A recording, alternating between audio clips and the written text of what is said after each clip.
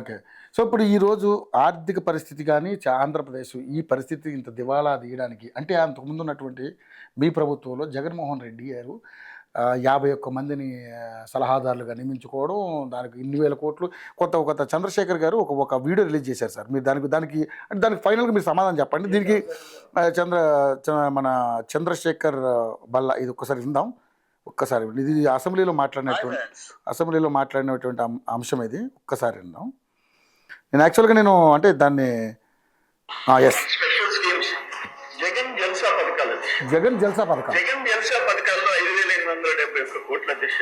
ఒకటి palace pen పేపర్ల కోసం 9 కోట్ల 84 లక్షలు, ప్యాలెస్ ఐరన్ ఫెన్సింగ్ కోసం 12 కోట్ల 85 లక్షలు, సచివాలయానికి రంగులేసి తీసేసేదానికి 3,000 కోట్లు, సర్వేదారుల మీద ఆయన ఫోటోలు వేసుకునేదానికి 700 కోట్లు, రిషికొండ 430 కోట్లు, సాక్షి ప్రకటన 500 కోట్లు, పట్టాదారు పాస్బుక్లు, మా తాత ఇచ్చిన సూతి మీద ఆయన ఫోటోలకు 13 కోట్లు, ప్యాలెస్ లో ప్రభుత్వం ఖర్చు 15 కోట్ల 25 లక్షలు, మద్యం షాపుల్లో ఎలుకలు పట్టిన దానికి 1,30,000 లక్షలు, మద్యం షాపులో ఎలుకలు పట్టినారంట దిశ. ప్యాలెస్ లో 986 మంది సెక్యూరిటీ అంట 1000 కోట్లు. ఇది ఇటువంటిది ఎప్పుడన్నా ప్యాలెస్ లో ఎగ్ పఫ్ఫులు తిన్నారంట 3,62 లక్షలే పప్పులు తిన్నారు. ఇది జగనన్న జల్సా పథకాలు. ఈయన తెలుసు కదా మీకు, సోమిరెడ్డి చంద్రశేఖర్ రెడ్డి చంద్రమోహన్ అది అసెంబ్లీలో మాట్లాడారు. అందుకని సార్ మాట్లాడతారు. ప్రభుత్వ భవనాలకు రంగులకు 4,000 కోట్లు అని చెప్పాడు కదా.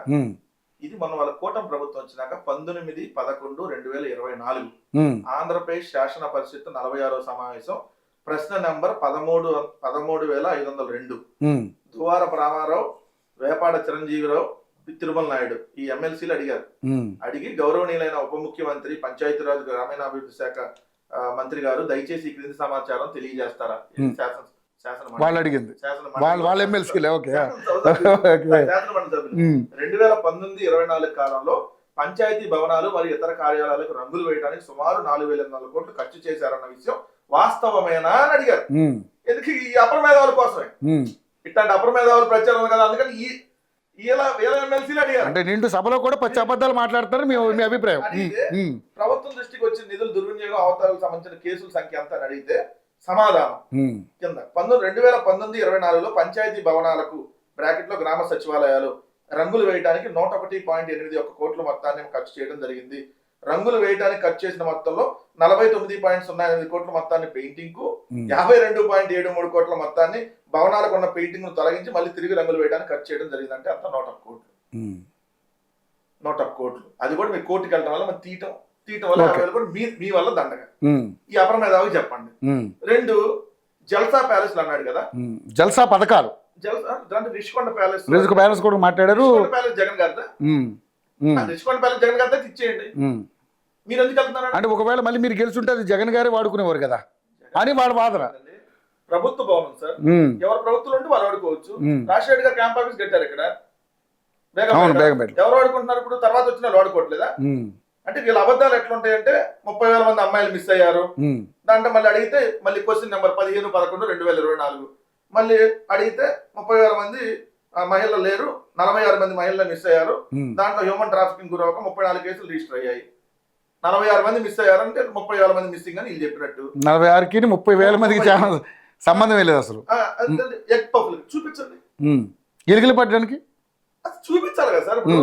ఆయన ఏదో పేపర్లు పట్టుకుని చదువుతున్నాడు దాంట్లో. చంద్రబాబు నాయుడు ఇంటి లోపల పందులు పట్టడానికి 10 కోట్లు ఖర్చు అని నేను చెబుతా. ఎందుకంటే కరకట్ట కొంప ఉంది కదా, కొంపలోంచి పందులు వచ్చినాయంట. ఆ పందులని నేను ప్రూఫ్ మాట్లాడాలి కదా. నేను కూడా అట్లా పిచ్చి ఎలిగేషన్ వాళ్ళు చేసినట్టు చేస్తే అట్లా. సో వాళ్ళు ఎట్లుంటాయంటే చెప్పండి, 14 లక్షల కోట్లు అప్పని వాళ్ళే అన్నారు కదా. ఇప్పుడు ఎంత అప్పు చెప్పండి 6.5 లక్షల కోట్లు. 6.5 ఏడా 14 లక్షల కోట్లు ఏడా లెగితే అబద్ధాలు చెప్పడం వాళ్ళ బతుకంతా అంతే. 13 లక్షల కోట్లని అప్పుడు బాగా జరిగింది. నోటికి ఏదొస్తే అది ఇష్టం వచ్చినట్టుగా ప్రచారాలు చెప్పండి. ఇప్పుడు వాళ్ళు సమాధానం చెప్పాలి కదా మరి అప్పులకు సంబంధించి. సో ఈ విధంగా విపరీతంగా దుబారా చేసి నాశనం చేశారు రాష్ట్రాన్ని. పథకాలు దుబారా ఎట్లా ఉంటదంటే, సీఎం లెగితే హెలికాప్టర్ లేదా స్పెషల్ ఫ్లైట్, ఉపము అంటే డిప్యూటీ సీఎం లెగితే ఫ్లైట్, ముఖ్యమంత్రి కొడుకు లెగిస్తే ఫ్లైట్, కరకట్టలో ఉన్న కొంప నుంచి సెక్రటేరియట్ సచివాలయానికి వెళ్ళడానికి స్పెషల్ ఫ్లైట్, రామోజీ చచ్చిపోయినాక ఆయన సభకు 15 కోట్లు, నారా భువనేశ్వర్ గారు ఒక సభకు అటెండ్ అయ్యారని ఉచితంగా ఒక 7 కోట్లు విరాళాలు ప్రభుత్వం నుంచి, వీళ్ళ సొంతవి కాదు, వీళ్ళ ప్రభుత్వం నుంచి ఇచ్చింది. దావోసు ఓ 70-80 కోట్లు ఎంత ఖర్చు పెట్టారు, ఇంకా అఫీషియల్గా లెక్కలు రావాలి కదా, 70-80 కోట్లు. కన్సల్టెంట్ల పేర్లతో ప్రభుత్వానికి కన్సల్టెంట్లు అంట, మధ్య బ్రోకర్లు ఎందుకంటే నాకు అర్థం కాలేదు. దృష్టిలో కన్సల్టెంట్ అంటే బ్రోకరే కదా. ప్రభుత్వానికి మధ్యలో కన్సల్టెంట్లకి ఇప్పుడు రిక్రూట్ చేశారు. ఒకళ్ళకి 3 లక్షల శాలరీలు, కొంతమందికి 2.5 లక్షల శాలరీలు, కొంతమంది 3.70 శాలరీలు, దాదాపు 400 మంది పెట్టారు. గతంలో కూడా మీ జగన్మోహన్ రెడ్డి గారు కూడా ఫ్లైట్ల విషయంలో దాదాపుగా ఆయన కూడా అన్ని ప్రతిదానికి ఆయన కూడా వాడుకున్నారనే మాట. ఎక్కడికి వెళ్ళినా కూడా ఆయన సొంత ఫ్లైట్లోనే ఏ ఏరియాకి వెళ్ళినా కూడా, మొన్న కూడా ఆయన ఏదో మీటింగ్లకు వెళ్ళడం వేరు, అదేదో రైలు ప్రమాదం జరిగితే హెలికాప్టర్ వెళ్ళి పరామర్శించిన ఘనత జగన్మోహన్ రెడ్డికి దక్కిందని చెప్పేసి మాట్లాడారు. రైలు ప్రమాదం జరిగితే చూడడానికి ఆ సరౌండింగ్ చూడడానికి హెలికాప్టర్ ఎక్కడికి విశాఖపట్నం వెళ్తారు. ముఖ్యమంత్రి కరకట్ట నుంచి వెళ్తున్నాడు సెక్రటరీ, తెలుసా సెక్రటరీ వాళ్ళు మాట్లాడింది. మందడంలో ఉన్న సచివాలయానికి కరకట్టలో ఉండవల్లి కరకట్టలో ఉన్న ఈ కొంపకి ఎవడన్నా హెలికాప్టర్ వాడతాడా? మళ్ళీ ఉప ముఖ్యమంత్రికి ఒక హెలికాప్టర్, ఎక్కడికక్కడ ఏడో గాలివీడులో ఏదో ఇన్సిడెంట్ జరిగిందంటే హెలికాప్టర్. ఇవన్నీ దుబారా ఖర్చులు కదా. రామోజీ చచ్చిపోతే ప్రభుత్వానికి ఏం సంబంధం అండి సభ పెట్టడానికి? ఏంది రామోజీరావు ఆంధ్రప్రదేశ్కి ఏమన్నా ఉపయోగకరమైన ఏమన్నా చేశాడా? ఆయన చచ్చిపోతే 15-20 కోట్లు ఆయన సభక. అంటే ముఖ్యమంత్రి గారు భార్య వెళ్తే ఆ సభకు డొనేట్ చేస్తారా? నారీ సభ ఏదో పెట్టారంట. మరి ఇవన్నీ మీరు దుబారా చేస్తా. జల్సా పథకాలంటే మీరు తింటారు కదా. ఏదేది మొన్న భోజనం మొన్న 2 రోజులు కలెక్టర్ల మీటింగ్ జరిగితే 1,20,00,000 అంట భోజనాలు. మీడియా వాళ్ళకి 3,000 అంట ఒక భోజనం ప్లేట్. నన్ను మా జీవితంలో 300 భోజనం కూడా తెలియదయా, 3,000 ఆడిచ్చారని ఆ మీడియా వాళ్ళందరూ మొత్తుకుంది. ఇట్ట జల్సాలు దుబారా ఖర్చు పెట్టామంటే మన విజయవాడ వరదలు వస్తే బొడమేరకు సంబంధించి ఒక్కొక్క ప్లేట్ 350 రూపాయలు అగ్గిపెట్టెలకి ఇటుకేశారు కదా. అది కోమరెడ్డి చంద్రమోహన్ రెడ్డి కొవ్వొత్తులకి, అదే కొవ్వొత్తులకి అగ్గిపెట్టెలకి 20 కోట్లు, అగ్గిపెట్టెలకి 20 కోట్లు అంట. అది కూడా మీరే ఎలిగేషన్ చేశారు. నేను ఎలిగేషన్ ఏంటంటే మీరు కాదు మీ పార్టీ, నేననేది మీరని కాదు. లిస్ట్ లో ఉందండి, వాళ్ళు ఇచ్చిన ఏదైనా ఖర్చు పెట్టారు. లిస్ట్ లో ఉండి చదివితే 2వ రోజు వచ్చి మళ్ళీ కొట్టేసి ఇంకోటి తీసుకొచ్చారు లిస్టు. ఎట్టుంటాయి అంటే ఏ విధంగా దోచుకుంటారంటే వాళ్ళకి అది అలవాటు కాబట్టి మిగిలిన అందరికి అదే ఉంటుంది. అంటే మనం ఒకటి మీరు ఎలిగేషన్ చేయొచ్చు, ప్రతిపక్షంలో ఉన్నారు, ప్రతిపక్షంలోనే మీరు ఎలిగేషన్ చేయొచ్చు. పంట నష్టపోతే కూడా రెడ్ కార్పెట్ వేసి చెల్లెల్లో వెళ్ళిన ఘనత జగన్మోహన్ రెడ్డికే ఉందని చెప్పేసి కూడా మాట్లాడారు. ఇప్పుడు ఎలిగేషన్ నేను చేయాలంటే చంద్రబాబు నాయుడు 100 చేస్తా. ఆ పనికి మళ్ళీ ఎలిగేషన్ ఏదో మాట్లాడింది మీరు కూడా దయచేసి మాట్లాడదు. అంటే నేను మాట్లాడేదంటే నా పర్సనల్ గా నేను మాట్లాడేది కాదు. అక్కడ వాస్తవాలు వార్తలు కూడా చాలా వైరల్ అయినటువంటి వార్తలు. వైరల్ చేయడం ఎంతసేపు సార్? నేను చెప్పను. అదేనంటున్నా కదా, గతంలో మీరు చేసేప్పుడు వాళ్ళు చేస్తున్నారు. నారా లోకేష్ చంద్రబాబు నాయుడు ఆ చంప ఈ చంప వాయిచ్చాడని నేను అంటా, ఇప్పుడు వీడియో చేస్తా, వైరల్ అయిపోదా? వైరల్ ఉంది పిచ్చి కోతలు కూర్చోడానికి. నేనైతే కొట్టాడని నేను అన్నాను, ఎందుకంటే మాకు ఆ సంస్కారం ఉంది. కానీ కొట్టాడంటే పెట్ట ఈ చెంప ఆ చెంప వాయించాడంటే ఇప్పుడు మాకు ముఖ్యమంత్రి పదవి ఇస్తావా లేదా అని అన్నావు అనుకో, వైరలే కదా, పిచ్చి చూసే కదా వైరల్. రిషికొండ అది ఆ బాత్రూమ్ ఎంత ఉంది, ఈ బెడ్రూమ్ ఎంత ఉంది, అరే అది ప్రభుత్వం, మనం మీకు కట్టడం చేత కాలేదు. జగన్మోహన్ రెడ్డి గారు కట్టారు, ఎందుకు ఏడుస్తారు? కట్టారు కానీ దానికి అంత 1,000 కోట్లు ఖర్చు పెట్టి కట్టాల్సిన అవసరం ఏముందని. వర్షం వస్తే నీళ్లు గాలే సచివాలయం అంత కాస్ట్. వర్షం వస్తే నీరు గారే సచివాలయానికి ఎంత ఖర్చు పెట్టారు? వర్షం వస్తే నీరు గారే అసెంబ్లీకి ఎంత ఖర్చు పెట్టారు? జగన్మోహన్ రెడ్డి గారు కట్టిన బిల్డింగ్ 5 ఏళ్ళు మీరు అందులోనే పరిపాలన చేసింది. మీరు మనకి ఉన్నది వాడుకోవాలి. మరి అదే అంటున్నా, దాన్ని అది మరి పూర్తిగా వేస్ట్ అని పాడలేదు కదా, దాన్ని ఏదో రకం వాడారు కదా. ఇప్పుడు వాడండి సార్ దాన్ని. ఇప్పుడు రిషికొండ ఎందుకు దాన్ని నిర్మానుష్యంగా పెట్టారు? వాడండి, వాడి పెద్ద పెద్ద పారిశ్రామికవేత్తలు తీసుకొని సమావేశాలు పెట్టండి. అరే జగన్మోహన్ రెడ్డి గారు అంత అద్భుతమైన కట్టడం కట్టారా, మా బ్రాండ్ ఇదిరా రిషికొండలో అని చూపించండి మీకు చేతనైతే. అంత బిల్డింగ్ లేదు కదా ఆంధ్రప్రదేశ్ తెలంగాణలో అంత. కానీ రిషికొండని బోడుగుండులా కొట్టేసి చేయాల్సినంత అవసరం ఏముందనేది చాలా మంది కూడా మాట్లాడారు. అక్కడ వైజాగ్లో ఉన్న స్థానికులే మాట్లాడారు. అక్కడ ఉన్నటువంటి దాన్ని ఏమంటారు, హెరిటేజ్ సంబంధించినటువంటి ఆ అట్మాస్ఫియర్ అంతా ఖరాబ్ చేశారనేది కూడా చాలా మంది విమర్శలు వచ్చారు. హరిత రిసార్ట్స్ అని ఉండేది దాంట్లో, మరి అప్పుడు గుండు కొట్టుకోవట్లేదా? రామోజీ ఫిల్మ్ సిటీ గుండు మీద కొట్టలేదా? రామానాయుడు గుండు మీద కొట్టట్లేదా? అక్కడ తిరుమల తిరుపతి టెంపుల్ పెట్టారు అదే కొండ మీద. మరి అయ్యి అంటే చెబుతున్నా అపరమేధావులకి, అంటే మేమేమన్నా బిల్డింగ్ కడితేనే గుండు కొట్టినట్టు, మీరు మీ మంది మాగ్బలం మీ మొత్తం గాలి బ్యాచ్ అంతా ఏదో కొండలను తోల్చేసి ఇష్టం వచ్చినట్టుగా ఫిలిం సిటీలు కడితేనేమో అది సుందరమైన కట్టడాలు. కడుపుకు అన్నం తినేవాడు క్లారిటీగా మాట్లాడాలి కదా. మనం చేస్తేనేమో ఏది సంసారం, అవతలాడు చెప్తే వ్యభిచారం వాళ్ళ దృష్టిలో. ఎందుకంటే వీళ్ళ జీవితం వ్యభిచారం కాబట్టి వీళ్ళు ఎట్లా మాట్లాడతారు. లేదంటే గుండు కొట్టారా అంటే ఏదన్నా బిల్డింగ్ కట్టాలంటే ఏడ కడతారు సార్? కొండ మీద. కొండను కొంచెం తొలెక్కకుండా నెత్తి మీద విగ్గి పెట్టి కడతారు దాని మీద. ఎట్ట కట్టారు? చంద్రబాబు నాయుడు ఇల్లు ఆడుంది కొండ మీద లేదా? జూబ్లీ హిల్స్ రావడం సార్, వెళ్ళారు ఎప్పుడన్నా పైకి? అది కొండ మీద ఉందా? భూమి లోపలికి ఏదన్నా ఏది భూమి లోపల ఏటం ఉందా? మరి అది కట్టుకుంటేనేమో సుందరం, ప్రభుత్వానికి సంబంధించి ఒక బిల్డింగ్ కడితేనేమో ఇది బూతు. ఇట్లానే కదా మీరు రాష్ట్రాన్ని ఇట్లాంటి దుష్ప్రచారం చేసే కదా సర్వనాశనం చేశారు రాష్ట్రాన్ని. ఈ ఆంధ్రప్రదేశ్ అడుక్కునిందని, శ్రీలంక అయిపోయింది. ఇప్పుడు కూడా సార్, ఇప్పుడు కూడా మా రాష్ట్రం బాగుందంటారు చంద్రబాబు నాయుడు. శ్రీలంక అయిపోయిందని అంటాడు. అసలు మనిషి అన్నాడు, ఒక ముఖ్యమంత్రి అన్నాడు, కనీసం కడుపుకి ఒక్క మెతుకన్నా అన్నం తినేవాడు అయితే, కడుపుకి అశుద్ధం కాకుండా అన్నం తినేవాడు ఎవడైనా మా రాష్ట్రం మంచిదండి రండి అంటారు. మా రాష్ట్రం సూపర్ రా మీ రాష్ట్రం కంటే అంటారు. కడుపుకి అన్నం తినేవాడు ఎలా ఉన్నా కూడా సూపర్ రా అంటారు. ఎలా ఉన్నా కూడా మా దేశం సూపర్ రా మా దేశం రండి అంటారు. మా ఊరు సూపర్ రా మా ఊరు రండి అంటారు. పారిశ్రామికవేత్తల దగ్గరికి వెళ్ళి ఈ రాష్ట్రం అడుగు తినిపోయిందండి, ఈ రాష్ట్రం సర్వనాశనం అయిపోయింది, నేను వచ్చి ఇప్పుడు దాన్ని బాగు చేస్తానంటే ఏ బుద్ధున్నాడని వస్తాడా సార్? బాగుందంటేనే ఎవడు రావట్లేదు. అది కరెక్ట్ కాదులేండి, అది అలా చెప్పడం అనేది కరెక్ట్. బాగున్నా బాగుండపోయినా ఎస్ మా దగ్గర బాగుంది రమ్మనాలి. ఇప్పటికి రాష్ట్రం ఆర్థికంగా అయిపోయింది, అడుగు తినిపోతున్నాం, ఈ స్టేట్మెంట్లు అంటే వాళ్ళు చూడరా? ఇంగ్లీష్ పేపర్లో రావా? ఈ చంద్రబాబు నాయుడు గారు రారా? అందరికి ఏ నేనే కనిపెట్టా, దావోస్ వాళ్ళకి ఇంగ్లీష్ రాకపోతే నేనే నేర్పా. ఈ పారిశ్రామికవేత్తలు ఇట్లా చూసి మెంటల్ ఎక్కినట్టుంది ముఖ్యమంత్రి కాదు. ఈ మెంటలాడని రాష్ట్రంలో మనం ఇట్లా మాట మాట్లాడితే ఎవడొస్తాడు సార్? వాళ్ళకి ఇంగ్లీష్ నేర్పాడంట, బట్టలు ఇంగ్లీష్. నన్ను దావోస్ పోయి నీకు కూసే కోతలు ఇవి మా రాష్ట్రం అడుగుతుంది అంటున్నాడు.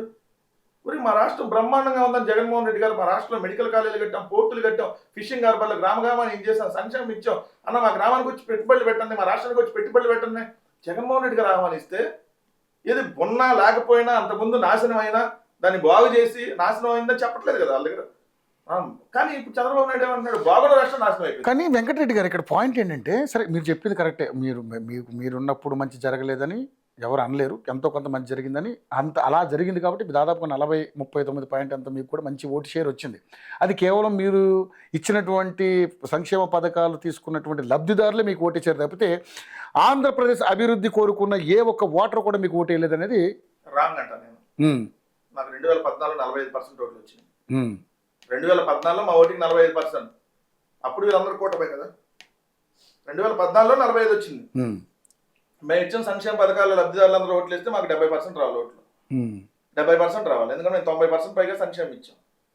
సో జరిగిన ఎలక్షన్ ఫ్యాక్ట్ ఉందా మీకు చెప్పాను అదే. చెప్పాను సో మీ వాళ్ళు చేసేది ఇది, మీరు చెప్పే ఆన్సర్ ఇది. మీరు ఒక మంచి కంపెనీలో పనిచేస్తున్నారు సార్, మీరు ఎప్పటి నుంచో ఇక్కడ చేస్తున్నారు, కానీ డబల్ ఇస్తానంటే ఆశ ఉంటుంది కదా కొంత. డెఫినెట్లీ ఎవరికైనా అరే ఇదేంది మనకు వేరే వేరే నిజంగా డబల్ కాకపోయినా ఎంతో కొంత పెంచిస్తాడు కదా. వాడు మీకు ఒక 50,000 అనుకోండి, 1,00,000 ఇస్తా అన్నాడు అనుకోండి, ఎట్లా ఉంటుంది? 1,00,000 కాకపోయినా 90,000 ఇస్తాడు కదా, ఓ రోజు కాకపోయినా 2 రోజులు లేట్గానే ఇస్తాడు కదా. ఇది మానవ సహజం ఉంటుంది కదా, నమ్మకం. మరి అట్టానే నమ్మించారు. ప్రతిసారి మోసం చేయడం చంద్రబాబు నాయుడు వంతు అయితే, ఈసారి ఆ మోసంలో పవన్ కళ్యాణ్ కూడా భాగస్వామి అయ్యి ప్రజలందరినీ మోసం చేస్తే మోసపోవడం ప్రజల వంతు కామన్గా అయింది. 99లో మోసపోయారు. ఏంటి 8 నెలల్లోనే మోసం అంతా ఇన్ని జరిగిపోతున్నాయి 8 నెలల్లో. 2047 ఇస్తాడని సార్, ఎవడు బతుకుంటాడు? 2047 2047లో వికసిత భారత్ అంట. ఈయనేదో పెద్ద రాశాడు అంత 2047 విజన్. అప్పటికి ఆర్థిక వృద్ధి పెరిగిద్దంట 15%. అప్పుడు ఇస్తాడు సంక్షేమ పథకాలు. నీ వయసు అంత 75, 420, 2025 4 ఏళ్ళు పోతే నువ్వు అధికారం పోతుంది. సో నువ్వు ఎప్పుడు 2047కి ఏం సంబంధం? నేను ఇవ్వనని డైరెక్ట్ చెప్తున్నాను, బలి తెగించి చెప్పేశాడు. ఫస్ట్ టైం సార్ నాకు తెలిసి భారతదేశం ముఖ్యమంత్రి కూడా ఇది నేను ఇవ్వనయ్యా, మీరు సత్యం మీరు సావండి, నేను ఏ పథకం ఇవ్వనన్న మొట్టమొదటి ముఖ్యమంత్రి నేను చూసాను. అన్ని ఇస్తానని మోసం చేసి ఏమి ఇవ్వనని ఓపెన్ గా చెప్పిన ముఖ్యమంత్రి. గతంలో మీరు రుణమాఫీ విషయంలో జగన్మోహన్ రెడ్డి గారు ఒకటే స్టాండ్ తీసుకున్నారు, రుణమాఫీ సాధ్యం కాదు అని నేను నిజం చెప్పాను కాబట్టే నన్ను అప్పుడు గెలిపించలేదు అని అన్ని అలా వెళ్ళారు. నిజంగా ఇప్పుడు కూడా వీళ్ళు మేము చేయలేమని చెప్పడంలో కూడా శాంటిటీ ఉన్నట్ట కాదనట ముందు చెప్పాలి సార్ ఆ మాట. అంటే మోసం ఇప్పుడు నేను మీకు ఆశ పెట్టి నీకు తీసుకొని వస్తాయి. కానీ నాకు తెలిసి అంటే వెంకటరెడ్డి గారు ఒక పాయింట్, నాకు తెలిసి మొన్న జరిగిన ఎలక్షన్స్లో చంద్రబాబు నాయుడు ఇస్తానన్నటువంటి సూపర్ 6ని పెద్దగా ఎవరు పట్టించుకోలేదు, ముందు ప్రభుత్వం మారాలరా బాబు అని ఓట్లేశారనేది ఒక రకమైనటువంటి ఎలిగేషన్.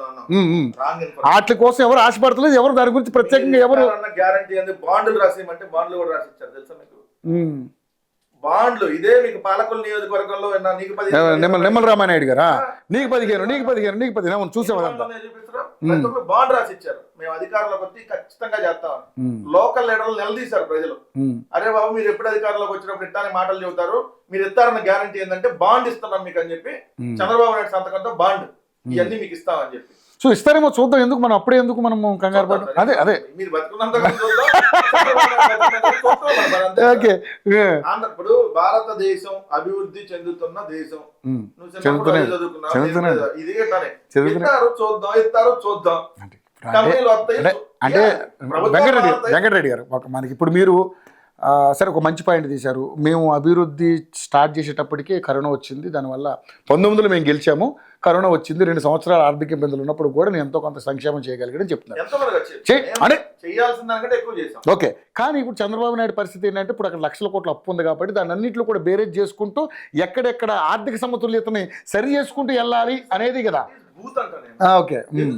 నువ్వు అబద్ధం చెప్పింది 14 కోట్లు. అవును, 14 లక్షల కోట్ల అప్పని అబద్ధం చెప్పినప్పుడు నువ్వు హామీలన్నీ ఇచ్చావు. ఇప్పుడు అప్పు దాంట్లో సగమే ఉంది, 7 లక్షల డబల్ చేయాలి కదా నువ్వు సంక్షేమం. 7 లక్షల కోట్ల లోపే కదా ఇప్పుడు. డబల్ చెప్పలేదు చెప్పారు డబుల్ అని, కానీ చేయడంలోనే ఇంకా హామీలు. 14 లక్షల కోట్ల అప్పు అన్న రోజు నువ్వు ఇచ్చిన హామీలు అదే అదే, కానీ 14 లక్షల కోట్ల అప్పు కాదు, ఆంధ్రప్రదేశ్ రాష్ట్ర అప్పు 7 లక్షల కోట్ల రూపాయల లోపే అని అఫీషియల్ గా రికార్డ్స్ తో సహా నువ్వే బయట పెట్టిన తర్వాత మరి నువ్వు అన్ని పథకాలు చేయాలి కదా అప్పుడు. అంటే ఎందుకు చేయట్లేదు? చేయాలన్న ఉద్దేశం నీకు లేదు, ఈ చేయటానికి సాధ్యపడవు అని నీకు తెలుసు, కానీ ఓట్ల కోసం ఏ గడ్డైనా కలుస్తామని కూడా నీకు తెలుసు, ఏ గాలి పనైనా చేస్తామని కూడా తెలుసు, ఎవడి కాళ్ళైనా పట్టుకుంటామని తెలుసు, అవసరమైతే వాడిని ఏ రకాలైనా టార్చర్ పెట్టైనా సరే వాళ్ళని మభ్యపెడతామని తెలుసు. సో అదే జరిగింది.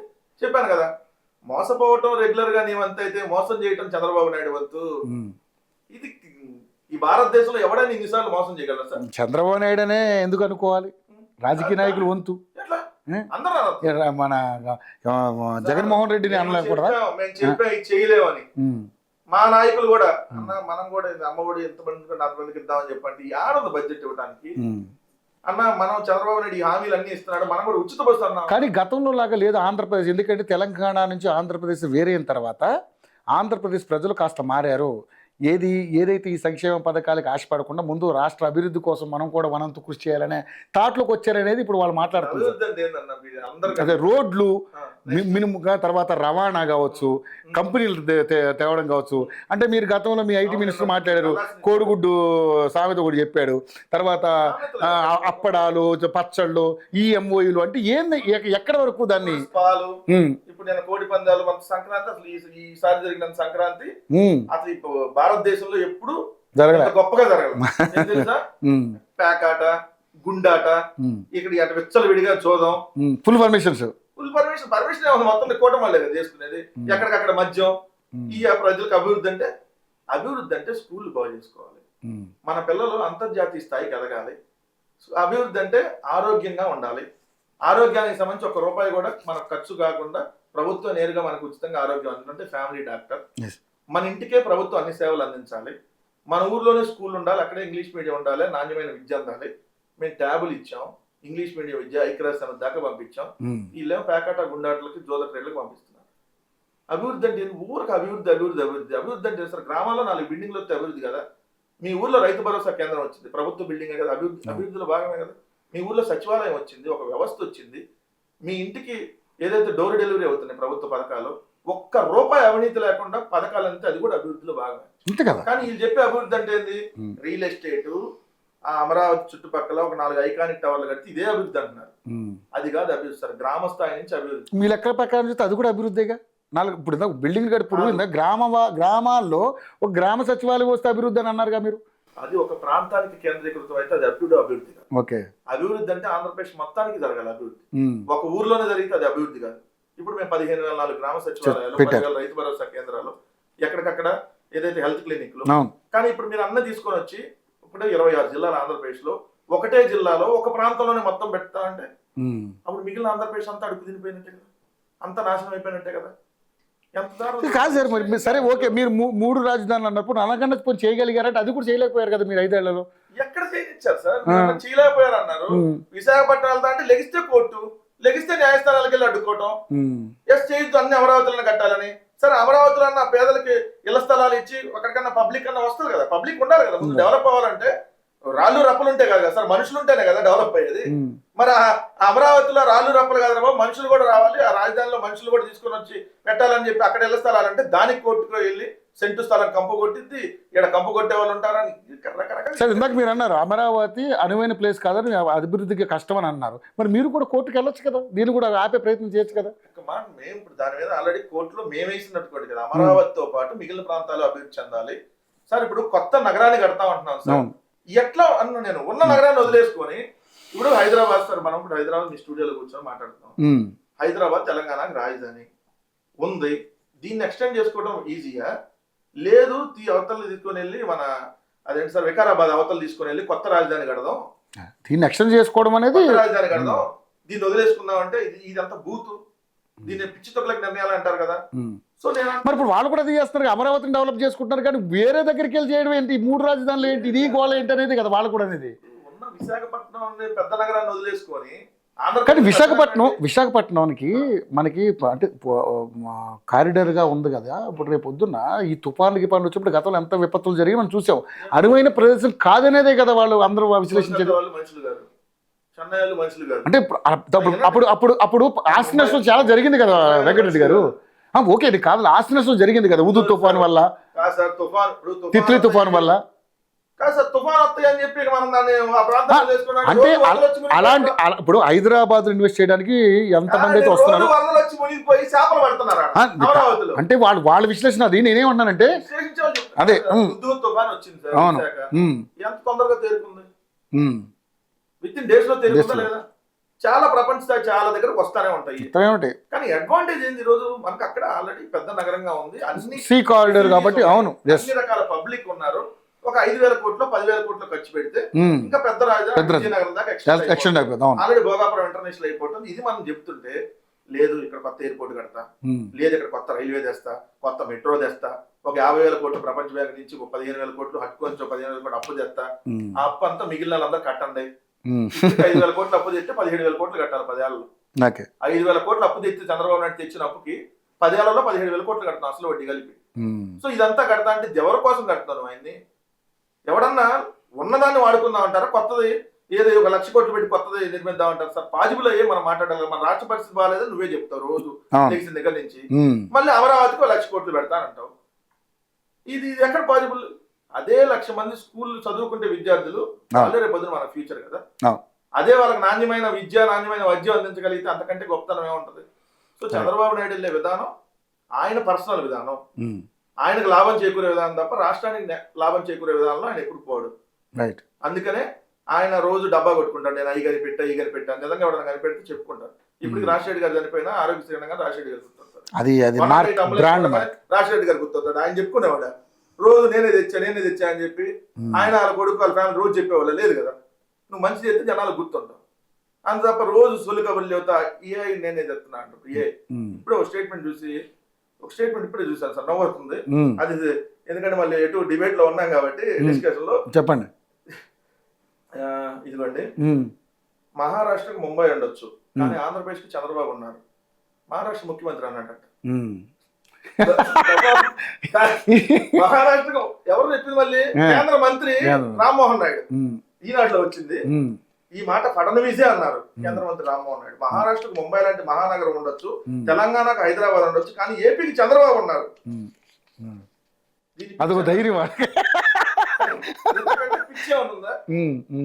తప్పేముంది, ఇప్పుడు నాయకుడు కాబట్టి ఏమో చేస్తాడని ఆశతో అని ఉంటారు. ఏమో తప్పేమో. ఆంధ్రప్రదేశ్ చంద్రబాబు నాయుడు ఉంటవే ఆంధ్రప్రదేశ్ రాష్ట్ర ప్రజలు చేసుకున్నటువంటి కర్మ. ఏదో జన్మలో ఆంధ్రప్రదేశ్ రాష్ట్ర ప్రజలు మొత్తం పాపం చేసుకోకపోతే ఈయన మళ్ళీ అప్పుడు జగన్మోహన్ రెడ్డి గురించి కూడా ఇదే అన్నారు, ఈ ఆంధ్రప్రదేశ్ పట్టిన దరిద్రమే జగన్మోహన్ రెడ్డి. అందుకనే కదా కరోనాలో కూడా జగన్మోహన్ రెడ్డి గారు వాళ్ళకి సేవలు అందించి ఆ అన్నాలకు కూడా సేవలు అందించాడు కదా. ఎవరైతే మాట్లాడినటువంటి వాళ్ళు కూడా సావు బతుకుల్లో ఉంటే అదే జగన్మోహన్ రెడ్డి గారి ప్రభుత్వం కదా కాపాడింది. ఎవరైతే మాట్లాడారో అదే మాట్లాడిన వాళ్ళకు పిల్లలే కదా చదువుకుంది ఇంగ్లీష్ మీడియంలో. ఎవరైతే అన్నారో వాళ్ళకి చెప్తున్నా. సో ఇప్పుడు నేను అంటున్నా, ఇప్పుడు క్లియర్ గా అంటున్నా, ఏదో జన్మలో వేసుకున్న కర్మ కాకపోతే మళ్ళీ చంద్రబాబు నాయుడు ముఖ్యమంత్రి, పవన్ కళ్యాణ్ ఉప ముఖ్యమంత్రి అయిందండి ఈ రాష్ట్రానికి. మళ్ళీ వీళ్ళు ముఖ్యమంత్రి ఉప ముఖ్యమంత్రి గురించి మళ్ళీ కొట్లాటలు. అదే ఆ పెంట కూడా మీరే పెట్టారని అంటున్నారు. చెప్పాను మీరు ఏదో ఇంకా వైఎస్ఆర్సీపీ సంబంధించినటువంటి కోట్లు కొంతమంది ఎవరు ఎమ్మెల్యేలుగా ఉన్నారు వాళ్ళే చేసిన పెంట ఇది. పవన్ కళ్యాణ్ ఇంట్లో ఏ ప్రాబ్లం ఉన్నా మేమే కారణం. ఇది మన భరత్ ఉన్నాడు కదా, మంత్రి భరత్ మొన్న 50 లక్షలు పంపించి అరే లోకేష్ ముఖ్యమంత్రి అని పెద్ద క్యాకులు ఏమని మేమే చెప్పాం. అన్నా నువ్వు లోకేష్ ముఖ్యమంత్రి అను 50 లక్షలు పంపించాం. ఆయన సోమిరెడ్డి చంద్రబాబు నాయుడికి ఒక 50 పంపించాం. ఆయన కడప జిల్లా భర్త ఉన్నాడు కదా మన శ్రీనివాసులు రెడ్డి ఎమ్మెల్యే, ఆయనకి ఒక 50 లక్షలు పంపించి ఉప ముఖ్యమంత్రి అని చెప్పి కేకలు పెట్టు అని అన్నాం. మానసేన రాజేష్ అట్లనే జనసేనలో ఇప్పుడు మాట్లాడుతున్నారు యూట్యూబ్ లో ఉండి వాళ్ళందరూ కూడా మేమే పంపించి అదే పవన్ కళ్యాణ్ ఉప ముఖ్యమంత్రి ఒక్కడే ఉండాలని గొడవ. అంటే వాళ్ళు ఇద్దరు ఒక కోఆర్డినేషన్ లో అంటే ఇక్కడ గతంలో వాళ్ళ కూటమిని చెడగొట్టడానికి మీరు చేసిన ప్రయత్నాల్ని ఇంకా కంటిన్యూ చేస్తున్నారు అనేది వాళ్ళ వాదన ఇప్పుడు. ఎందుకంటే చంద్రబాబు నాయుడు పవన్ కళ్యాణ్ కలవనివ్వకుండా ఉండడానికి మీరు శతవిధాల ప్రయత్నం చేశారు, అయినా కూడా జరిగింది. ఈరోజు అధికారంలోకి వాళ్ళు వచ్చారు. సో ఇప్పుడు వాళ్ళిద్దరి మధ్య మళ్ళీ కుంపట పెడితే అదే మేము 50 లక్షలు పంపించి మేమే చెప్పామంటున్నా. తీసుకున్నాడుగా భరత్, మేము చెప్తాను అన్నాడుగా. అంటే మేమే కూటమిలో కుంపు పెడదామని మంత్రి భరత్ ఒక 50, సోమిరెడ్డి చంద్రబాబు నాయుడికి ఒక 50, శ్రీనివాసులు రెడ్డికి ఒక 50, అట్లానే జనసేనకి వాళ్ళకి అంత ఏం తక్కువ ఉండదు కదా, వాళ్ళకి ఒక 5 మీరు కొట్టుకోవడానికి మేమే డబ్బులు ఇస్తే వీళ్ళు కొట్టుకుంటున్నారా? సిగ్గుగా ఉండాలి కదా. ఇద్దరు కడుపు అన్నం తింటే ప్రశాంతంగా పరిపాలించండి. మీ ఇద్దరు కొట్టుకొని పదవుల కోసం అందరికి పథకాలు ఇస్తానని చెప్పి మీకు పదవుల కోసం మీరు కొట్టుకుంటా మధ్యలో వైఎస్ఆర్ కాంగ్రెస్ పార్టీని తలదూరిస్తే మాత్రం బాగుండదు. సీరియస్ గా చెప్తా ఉన్నా. ముందు ఇస్తానన్న హామీలు నెరవేర్చండి. అప్పుడు ఇస్తాం, ఇప్పుడు ఇస్తాం, డబ్బులు ఉన్నప్పుడు ఇస్తాం. అప్పుడు దాకా తినకుండా మానే చంద్రబాబు నాయుడు, కానీ దుబారా చేయకుండా మానే. డబ్బులు ఉన్నప్పుడు ఇస్తా, ఎవరైనా సరే ఎవరు దుబారా చేసినా కరెక్ట్ కాదు.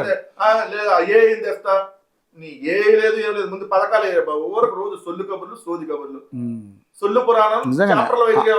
అనవసరమైన ఖర్చులు తగ్గించాల్సింది ఎవరైనా సరే, చంద్రబాబు నాయుడు గారు కావచ్చు, జగన్ అనవసరం ఖర్చు తగ్గించాల్సింది ఎవరైనా సరే. మీ పదవుల కోసం కొట్టుకోవడానికి మీకు అధికారం ఇచ్చారా? పదవుల కోసం కొట్టుకోవడానికి అధికారం ఇచ్చారా? మాకు సంక్షేమ పథకాలు అభివృద్ధి చేస్తారని అధికారం వచ్చిందా మీకు? దానికోసం వస్తే అభివృద్ధి చేయండి, సంక్షేమం. పదవుల గురించి మళ్ళీ మీరు కొట్టుకుంటే మళ్ళీ వైసీపీ వాళ్ళు దాంట్లో దొరికితే మాత్రం బాగుంటుంది.